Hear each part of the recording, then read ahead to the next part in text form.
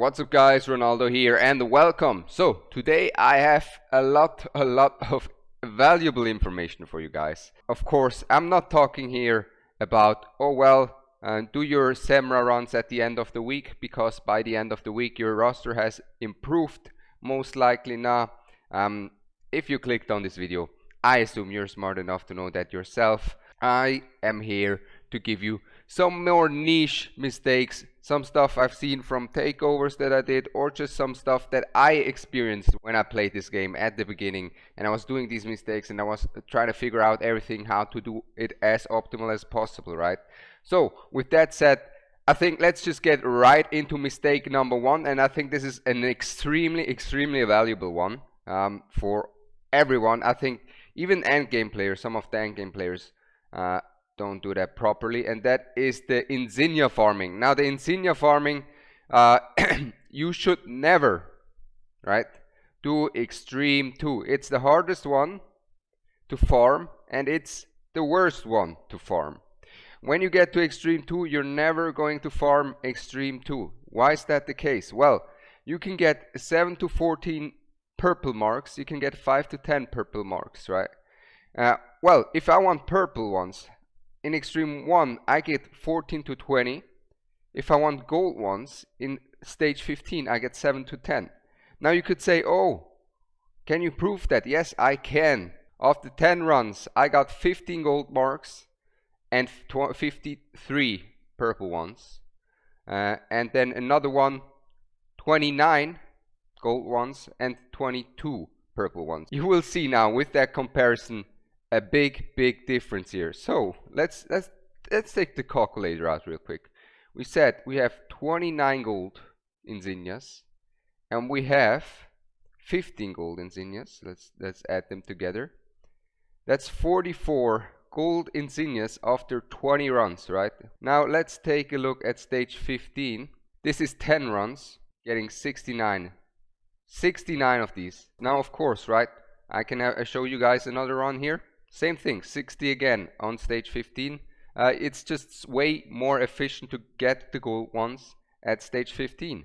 And now we have extreme 2 also providing us some purple insignias, right? The epic insignias. So how many did we get out of 20 runs there? We got 53 plus 22. It is abysmal, as you will be able to see. That's 75. We go extreme 1 rewards, 10 runs, and we already got the double amount, right? We got the double amount.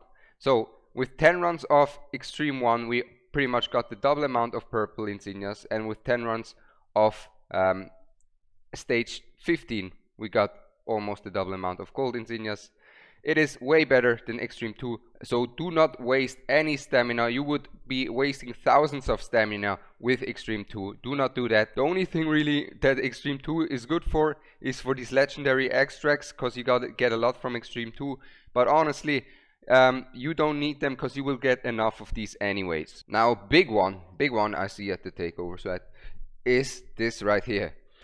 It is something that everyone does, literally everyone does when they start off the game, is they throw away these legendary skill crystals, because you get a new legendary, you want to max them out, you want to get the max out of that hero. Just don't. These skill crystals are quite rare. You won't be able to max out every legendary hero, and at the beginning of the game you have no clue on which heroes are actually worth and which abilities are worth it. Check out the tier list, for example, right? And then you will see at least some of the heroes. And even then, you don't max out everything on a god tier hero like Comet, right? I have his ult maxed. I have this maxed while I was getting his ult out. And now I still have this. This isn't what makes Comet so strong. This isn't what makes Comet so strong, so I'm not going to waste any more legendary skill crystals on that. And as you can see, I have 30 skill crystals saved up. Why is that the case? Because I saved them when a new legendary comes that I want to max out. I can just max them out immediately. It takes like 10 skill crystals to max them out, right? So I can already show you guys that. So I can just immediately max out my Lucius now. I can immediately max out the Boreas that I got as well, and I'll be good to go. Why haven't I done this yet, even though these are amazing heroes? Again, I'm saving up. Why is that the case? Well, Lucius, I'm gonna max out for sure. The Boreas part, though, on the other hand, I already have strong mages, right? So I don't necessarily need him maxed out. I don't necessarily need him at all at the moment, which is why I will just save these legendary skill crystals until there is some piece of content where I'm like, oh, I need one hero to be maxed out, and then I have them ready at my disposal when the new content comes out. And you might think that's overkill, right? But honestly, I had over 20 skill crystals up as well when Gear Dungeon 2 when Gear Dungeon 1 came out, and I just had to use them all for the likes of Artemis and so forth for Gear Dungeon 1 when it came out. So don't just waste them on any hero. Now next up, gear wise, right? I'm in the end game. I don't have any problem. This is more for early game players. Do not upgrade bad gear. I will make a full gear guide anyway soon, so you will see that. But do not upgrade bad gear when you're still transitioning in the early game, right? Do not upgrade any bad gear to level 16. Level it up to level 12 and keep it like that, because from 12 to 16 it can cost 500,000 gold, and at the early game you will not have that much gold. It's actually quite the opposite. At the early game you will have some gold struggles. In the end game you won't have any gold struggles. This is why in the early game just always get your gear to 12, and then when you see, okay, if I get that gear to level 16, like similar to the skill crystals, if I get that to the level 16, I know I will make progress. And then you're like, okay, now it's justified to level that up, because it can really be a struggle with the gold at the beginning of the game. Then another thing in terms of resources, do not spend your legendary skill crystals. I mean, in the early game you won't have them anyways, luckily for you, so you can't waste them. Do not spend them on normal heroes. Do only spend them on super good lords like Praetus, like Valderon, but even also the epic ones, right? The epic skill crystals, they also at the beginning take some time to come by. You really do not want to waste them. You just want to look up, see, okay, who is worthy of these skill crystals. I can tell you in the beginning, someone who will be essential for your progress is Idril. Idril is one to max out with these skill, with her awakenings, not skill crystals, with the awakening crystals, right?